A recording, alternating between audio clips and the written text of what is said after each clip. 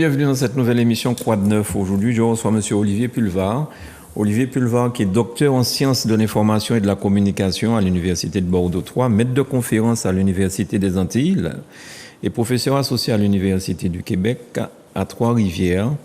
En Suisse, Manuela, donc la directrice de Zouk Télévision, a été son élève, donc ce qui donne un certain piment à cette émission, puisque Manuela réalise aussi cette émission.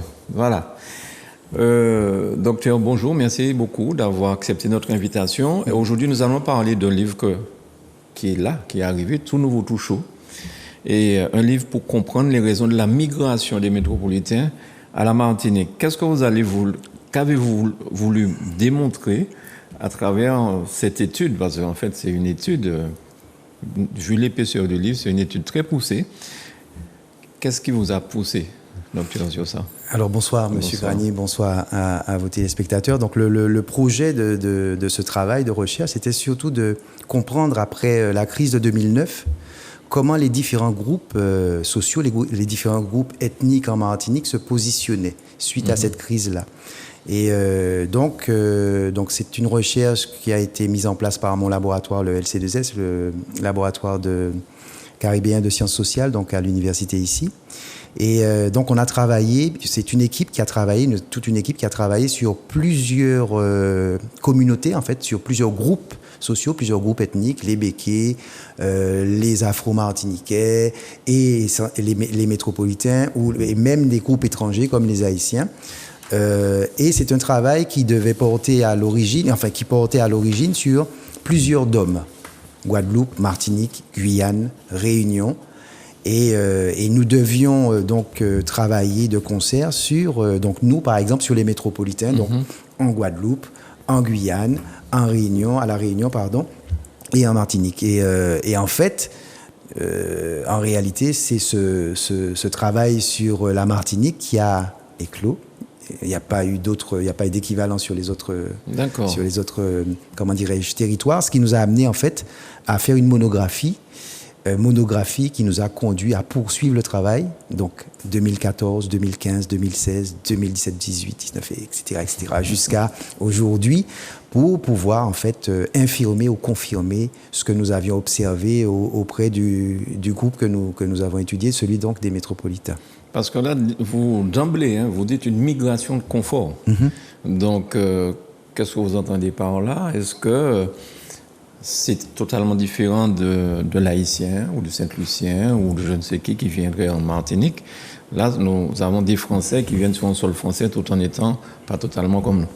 Alors oui, effectivement, pourquoi une migration de confort? Parce que d'abord, jamais on envisage la venue des métropolitains chez nous, en tout cas officiellement, comme une migration. Je veux dire, officiellement, administrativement, ce n'est pas forcément présenté ainsi. Alors que socialement, culturellement, c'est vécu comme une migration. C'est-à-dire que c'est vécu finalement. Alors, effectivement, nous sommes assez proches, on pourrait dire, on est proche des métropolitains parce qu'ils sont français, comme on peut être proche d'un Saint-Lucien parce qu'il est caribéen. C'est ça. Mais le vécu de migrants, de métropolitains chez nous, n'a strictement rien à voir avec celui d'un des ressortissants caribéens qui sont autour de nous. Et donc, c'est pour ça qu'on a présenté ce vécu-là comme un vécu de migrants, parce que les métropolitains eux-mêmes vivent ce vécu comme un vécu de migrants. C'est-à-dire que et donc c'est pour ça qu'on dit migrants de confort, parce que ils ont à la fois, dirons-nous, des pratiques qui sont des pratiques de migrants, mais ils n'ont pas forcément tous les inconvénients des pratiques de migrants qu'ils adoptent. Donc c'est pour ça qu'on parle de migration de confort. De confort. Alors, lorsqu'on regarde un petit peu le schéma à la Martinique, les trois îlets, j'ai envie de dire Tartane aussi, c'est vraiment des lieux où il y a beaucoup de métropolitains. C'est un entre-soi. On a l'impression qu'ils ne s'intègrent pas à la population. Est-ce que c'est parce que les Martiniquais sont un petit peu frileux, ou est-ce que c'est eux qui préfèrent rester dans leur précaré? Alors, je dirais, nous, ce qu'on a observé, c'est qu'il y a un peu des deux. C'est-à-dire qu'il y a effectivement cette partie visible de l'iceberg, c'est-à-dire effectivement on va dire des zones ghetto, des zones imperméables. Et ça, elles sont visibles et elles sont gênantes pour beaucoup de nos, de nos compatriotes. Mais il n'y a pas que ça. Il y a aussi beaucoup parce que ça, c'est ce qu'on voit. Effectivement, on s'est dirigé vers ces zones que l'on connaît, que l'on identifie, que l'on stigmatise parfois, l'Anse-Mitan, etc., etc. Ouais. Bon, mais il n'y a pas que ça. Il y a aussi beaucoup de métropolitains qui cherchent à comprendre, qui cherchent à connaître, qui cherchent à s'intégrer. Et ils font parfois... Alors, il faut qu'ils arrivent à gérer ça parce que nous sommes effectivement, je dis nous, les Martiniquais sont... peuvent être considérés comme des gens accueillants, c'est ce qu'une population accueillante. Néanmoins, elle reste quand même vigilante par rapport à une réalité sociopolitique. Oui. Une réalité sociopolitique qui fait que les métropolitains, comme on dit en Martinique, ne constituent pas en fait une population, j'allais dire, socialement, politiquement, économiquement inoffensive. C'est-à-dire parfois, c'est vrai que le territoire met en place un dispositif de protection qui ne permet pas à certains d'entre eux qui veulent, j'allais dire entre guillemets, être créolisés, se créoliser, c'est pas aussi évident que ça. Ils le disent dans l'ouvrage. C'est pas évident d'être créolisé, de se créoliser, d'être accepté, finalement, pas de changer de culture, mais d'entrer dans une autre culture, dans cette culture-là, qui est quand même une culture singulière, puisque c'est la culture martiniquaise, mais avec ses codes, avec sa langue, avec sa cuisine, avec ses fêtes, avec ses rythmes sociaux. Et beaucoup des gens que nous avons rencontrés ont essayé, et même ont réussi parfois. Ont réussi, les couples mixtes, ou les enfants qui sont soit nés ici ou qui sont arrivés tout jeunes, qui finalement ne sont plus métropolitains au sens classique du terme. Ce sont des enfants, ce sont des petits Martiniquais. Et donc ça crée un certain nombre de cas différents, de figures différentes. Et en fait, c'est ce qu'on montre dans l'ouvrage, c'est-à-dire qu'il y a cette partie, effectivement, que l'on voit, celle qui se manifeste généralement à travers les conflits.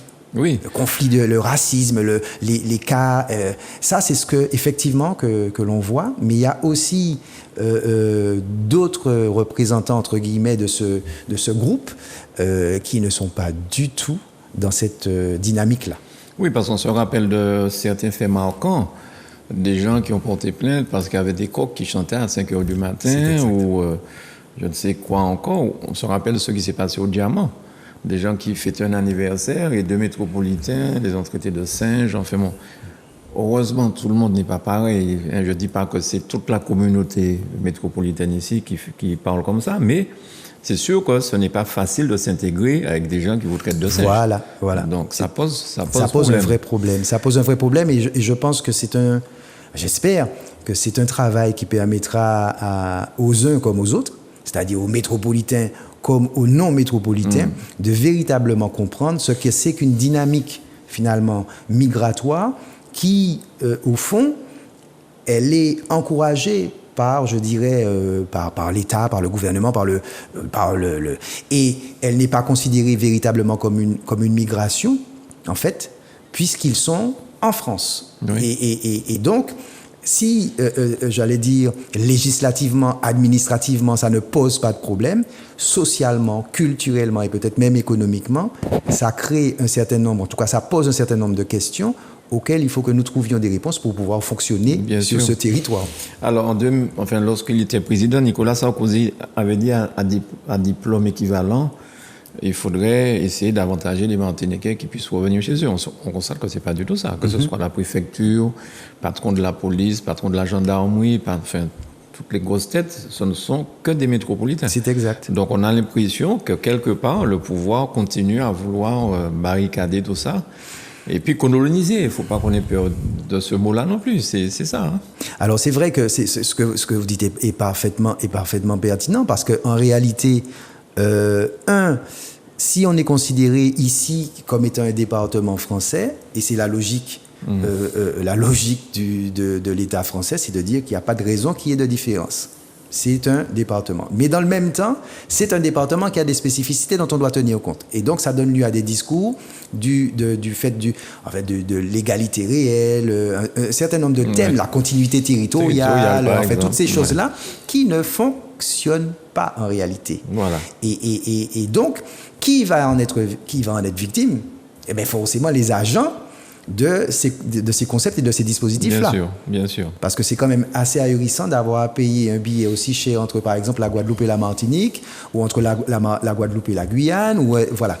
Et il y a énormément de questions auxquelles ne répond pas, en fait, le système qui nous gouverne. Questions que l'on pose de visu, qui se posent au quotidien entre les acteurs, c'est-à-dire ceux qui ne vivent pas la continuité territoriale et puis ceux qui en bénéficient, par exemple. J'étais en train d'essayer d'imaginer si un département français avec à sa tête à la police, la gendarmerie, les douanes, enfin tout, que des Antillais, qu'ils soient guadeloupéens, guyanais, réunionnais, il n'y a pas de souci. Je ne sais pas si ça existe. Je ne sais pas si ça va exister non plus. Je ne suis pas sûr que cela existe, mais c'est vrai que c'est une configuration qui permettrait peut-être de comprendre la façon dont les personnes peuvent réagir sur place. Quels sentiments ces personnes peuvent avoir, parce que il est une réalité, c'est que ces territoires, les Outre-mer, pas la Martinique seulement, mais les Outre-mer interrogent effectivement la manière dont la France dit métropole, on ne sait pas pourquoi d'ailleurs, la métropole, c'est une construction assez curieuse pour dire que voilà, c'est pas la même, finalement c'est pas la même France. La métropole et la France sont deux catégories totalement différentes, assez distinctes. Quand on dit métropole, on sait ce qu'on dit. Quand on dit France, on sait ce qu'on dit aussi. Voilà. Et c'est vrai que ce que vous dites est réel. On n'imagine pas, parce que nous-mêmes, on n'imagine pas, un département qui serait géré, régi uniquement par des ressortissants d'outre-mer, quels qu'ils soient d'ailleurs. On n'imagine pas ça. Tout à fait. Et puis lorsqu'on a en mémoire aussi l'affaire de la Nouvelle-Calédonie, déjà, beaucoup de métropolitains prennent leur retraite là-bas. Parce que je crois que le dispositif leur permet, ça leur apporte beaucoup d'argent, disons. Mais au-delà de ça, lorsqu'on voit que Mesmer ou encore Rocard, avec le référendum aujourd'hui, il y a... Les dés sont pipés sur cette histoire. Qu'est-ce que vous en pensez de ce référendum en Nouvelle-Calédonie, 20-30 ans après? Alors forcément, sur la Nouvelle-Calédonie est certainement l'un des territoires qui rappelle un peu les crises liées aux tentatives d'émancipation des colonies françaises. Je pense que c'est l'un des cas emblématiques. Enfin, il rappelle quand même des cas emblématiques de territoires qui se sont libérés, en fait, qui ont accédé à la souveraineté par les armes. Et c'est vrai que cette façon d'envisager de la gestion de la crise pose problème. Parce que pour la Nouvelle-Calédonie, 30 ans après, on pense bien que c'est pas qu'une génération, ça en fait 3. Donc ça veut dire qu'il y a des gens qui ne savent même pas ce qui s'est passé réellement. Qui n'ont pas vécu, je veux dire, ce qui s'est passé dans les années 80. Et puis 3 référendums pour poser la même question, en fait. Oui.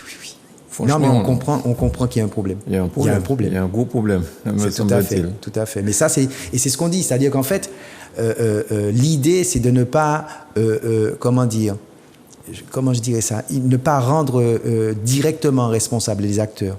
Parce que comment vous dire, les Français de l'Hexagone, donc les métropolitains, vivent un désir, ce qui est normal, soleil, plage, toutes les représentations qu'ils peuvent avoir. Donc il est normal qu'ils veuillent profiter de ces avantages-là, les avantages naturels, l'environnement, de la même façon que d'autres, c'est pour ça qu'on les appelle migrants, d'autres veulent profiter de la liberté, de la sécurité, d'une stabilité politique, enfin, etc., etc. Donc, on est dans la même logique, sauf que Dans le cas des métropolitains, effectivement, on est dans un cadre protégé. Donc c'est une forme d'immigration qui est une forme, enfin, entre guillemets, une immigration protégée d'une certaine manière. Et ce qui est peut-être enfin gênant, c'est effectivement les groupes, parce que des acteurs qui eux vont perpétuer en fait un regard sur l'autre qui est un regard distancié, c'est-à-dire en fait le système dit effectivement qu'on est en France, les gens qui sont français majoritairement, mais ils n'ont pas la même couleur. Et donc à partir de là, on va développer sur eux, et c'est ceux-là qu'on entend aux actualités, c'est ceux-là qu'on entend dans les fins d'hiver, on va développer très ouvertement une logique qui est une logique sous-tendue par purement du racisme. C'est-à-dire qu'on considère que l'autre est différent et inférieur. Voilà. Mais ce groupe-là ne doit pas, à notre sens en tout cas, couvrir, étouffer tous les autres qui ne sont pas forcément dans cette démarche, en fait. Alors, pendant l'élection présidentielle qui vient de se passer, il y a quelques mois même, voilà, Éric Zemmour parlait du remplacement. Grand remplacement. Est-ce qu'on peut comparer ça à un grand remplacement à la Martinique? Parce qu'on voit aussi, aujourd'hui, un certain nombre de personnes disent qu'il ne faut pas vendre vos terres comme ça, garder vos terres pour vos enfants. Et on voit aussi qu'il y a beaucoup de personnes qui vendent des terres parce qu'ils ont besoin d'argent. Parce qu'ils ont des besoins. Voilà, ils ont des besoins. Donc, est-ce que c'est le grand remplacement d'Éric Zemmour à l'envers qui se passe ici? Alors, nous n'avons pas pour habitude d'entendre l'expression grand remplacement chez nous. Nous avons plutôt l'habitude d'entendre le génocide par substitution. Oui, c'est vrai. Et c'est vrai que... alors, le phénomène peut être le même puisqu'il s'agit de la disparition de ce qui était et l'apparition de quelque chose qui n'y était pas. Bon. Mais je ne suis pas sûr qu'on puisse comparer les choses. Je ne suis pas sûr qu'on puisse comparer les choses parce que l'immigration, alors je ne sais pas si le grand remplacement concerne les ressortissants d'outre-mer, au fait, on n'a jamais posé la question. C'est vrai, donc, mais je pense peut-être pas. Peut-être pas, mais je pense que peut-être que oui. Donc, non, l'idée c'est qu'on est sur un petit territoire. C'est pas la France. Et les gens qui viennent pour vivre, hein, ils veulent changer de vie, donc ça c'est leur désir. Ce qui se passe, c'est que le dispositif qui leur permet d'arriver, le dispositif qui leur permet d'évoluer est un dispositif qui va les mettre en position, favorable, forcément. Et c'est ça qui peut poser problème, parce que effectivement, un peu comme... alors, vous avez effectivement les périodistes qui viennent 3 ans, 4 ans. Alors, ce sont ce qu'on appelle les forces de l'ordre, qui viennent, enfin, les fonctionnaires. C'est ça. Mais vous avez des gens aussi qui viennent sans parachute, entre guillemets. Enfin, en tout cas, pas de cet ordre-là. Et ce sont des gens qui vont fonctionner dans le pays, qui vont fonctionner avec, comme on dit, les locaux, qui vont s'intégrer, qui vont fonctionner normalement. Alors cette question alors Césaire avait employé l'expression de migration croisée, c'est-à-dire que les métropolitains viennent dans les outre-mer et donc les ressortissants de ces territoires migrent vers la France. Donc en réalité, effectivement, on pourrait rapprocher les deux phénomènes, sauf qu'ils ne se passent pas dans le même contexte. Voilà, c'est pas pour les mêmes raisons. On n'est pas dans la même dimension, on n'est pas du tout... Et quand vous êtes, imaginez que vous êtes en France, effectivement, les gens se fréquentent entre eux, Martiniquais, Guadeloupéens, Guyanais, mais... il y a la société française vous impose quand même un certain nombre de codes, d'où que vous veniez. Donc vous devez vous ranger à ces codes-là. Nous, ici, nous avons une société qui n'impose pas ces codes. Elle n'impose pas. On n'impose pas aux gens de parler créole. On n'impose pas aux gens de faire la cuisine épicée. On n'impose pas aux gens alors je dis n'importe quoi, mais le parler créole, par exemple, le fait de... voilà. Vous n'êtes pas arrêté par... vous pouvez faire 10 ans, 30 ans en Martinique. Et vous n'êtes pas obligé de comprendre ou de parler cette langue-là. Alors que ça sera plus difficile en France. Parce que ceux qui viennent ici, c'est dans une situation de confort, une migration de confort, parce que déjà, ils sont organisés. Je vois que c'est des exemples que j'ai en tête que je ne vais pas citer, mais ils arrivent, on leur a déjà trouvé une villa avec la piscine, ils se sont déjà organisés, donc la personne arrive, elle est prise en main. Nous, les Antillais qui ne sont pas entiers avec le baby-dom, c'est autre chose. C'est pas la même chose. Ensuite, nos jeunes qui partent là, c'est pour aller à l'université, acquérir une formation, éventuellement vouloir revenir chez eux. Là encore, c'est pas la même chose. Il faut affronter l'hiver, enfin bon. Tout. C'est juste. Donc, c'est pas totalement pareil. Ceux qui viennent de France vers ici, ils arrivent, comme vous dites, une migration de confort. Et de l'autre côté, c'est plus compliqué. Enfin, ils s'organisent. Et c'est vrai qu'ils ont des dispositifs. Alors, vous avez des sites qu'on appelle les sites, où ils s'appellent expat. Expatriés. Donc, c'est pour ça que je disais. Donc, vous avez des sites, vous avez des forums, vous avez des pages Facebook, où, en fait, il y a de l'échange, il y a de la communication. J'ai besoin de ça. Je serai en Martinique de telle date à telle date, où je peux trouver un logement. C'est vrai que cette culture existe. Après, comme je dis, c'est comme la question des fonctionnaires chez nous. C'est-à-dire que vous avez des fonctionnaires enfin, tous les fonctionnaires touchent 40%, en tout cas les fonctionnaires d'État touchent 40%, mais tous ne travaillent pas de la même façon, tous n'ont pas la même vision des choses. Et donc, c'est un peu pareil. C'est-à-dire qu'on a une vision globale de ce groupe, une vision homogène, mais qui en réalité est un leurre. C'est-à-dire que sur certains points, peut-être, mais au quotidien, non, vous avez des gens qui ne fonctionnent pas du tout selon ce modèle. C'est-à-dire le modèle, je dirais... oui, du système confortable, le processus, le dispositif confortable, qui n'en profite pas forcément. Parce que vous avez des gens ici qui sont aussi, qui sont en difficulté, mais comme on dit, peut-être que, alors, je ne citerai pas d'exemple, mais vous avez une marina, par exemple, où vous avez toute une population métropolitaine qui est particulière. Elle est liée à la zone, mais elle est particulière. Et ces gens-là, c'est pas des gens qui touchent 40%, c'est pas des gens qui, voilà. Mais on va dire, comme on dit, alors ça peut être des Michel Morin, ça peut être des jobbers, ça peut être, en fait, ils reproduisent même des choses sur place. Mais les réseaux existent, c'est-à-dire que ça, je ne peux pas, le nier. Ça, c'est clair. Mais je tiens à préciser que la nature homogène de ce groupe n'est pas vérifiée.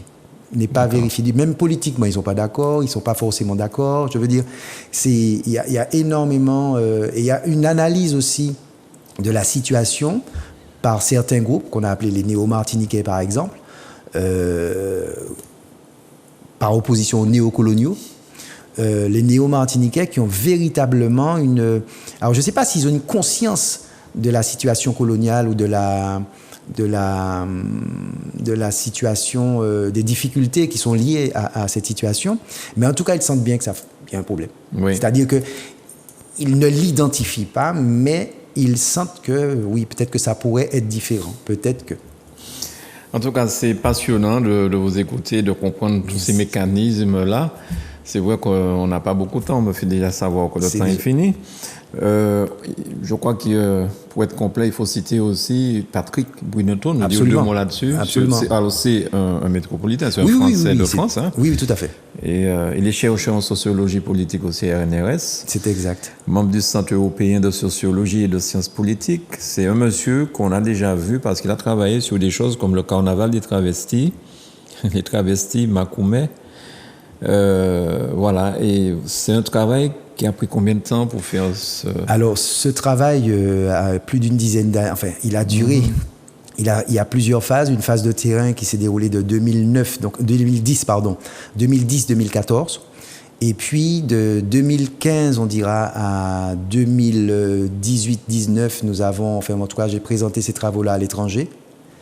Et par la suite, on a donc on a profité des confinements pour reprendre tout ça avec l'éditeur, donc Jean-Marc Rosier, et pour que ce soit un travail qui soit accessible Alors, il est épais, oui, mais il est totalement accessible. On a vraiment fait de façon à ce que on n'a pas besoin d'être grand grec, honnêtement, pour saisir la thèse que l'on défend, les arguments.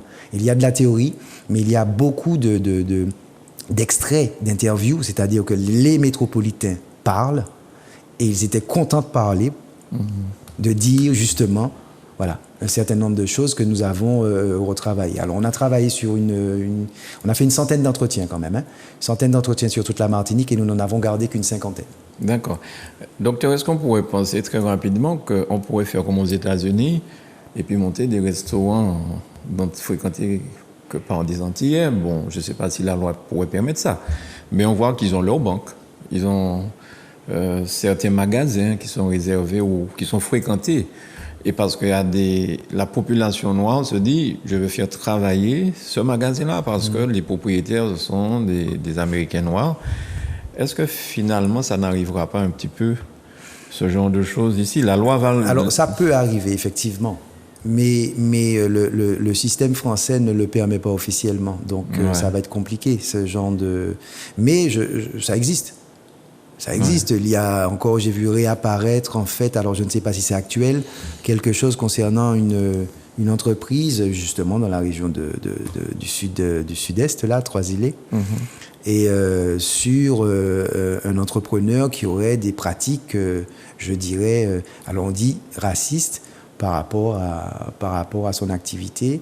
Donc, ce sont des choses qui peuvent se faire, qui sont dénoncées, et bon, de toute façon, la loi l'interdit. La loi l'interdit, donc souhaitons que la loi soit appliquée. Dans tous les sens. Merci beaucoup, docteur. Merci d'être venu à cette télévision. Aujourd'hui, j'ai reçu avec grand plaisir M. Olivier Pulvar, docteur en sciences de l'information et de la communication, Université de Bordeaux, maître de conférence à l'Université des Antilles et professeur associé à l'Université du Québec à Trois-Rivières. Le livre est déjà en vente, docteur? Ah oui, il est déjà en Martinique. On peut déjà le trouver. Il est en exclusivité même. En exclusivité en Martinique. Oui, très bien. C'est pas... On peut citer les magasins, c'est pas grave. Je sais pas, ils sont... On peut plus dire Librairie Antilles, je crois que maintenant c'est un autre Cultura. nom. Cultura. Normalement, l'ouvrage devrait être accessible partout. D'accord. C'est très important, je pense, que nous ayons, nous, en Martinique, cette possibilité-là. Merci. Donc il est là. Merci beaucoup, docteur. Merci à vous.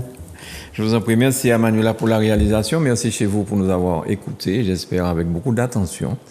Et à bientôt sur Zouk TV.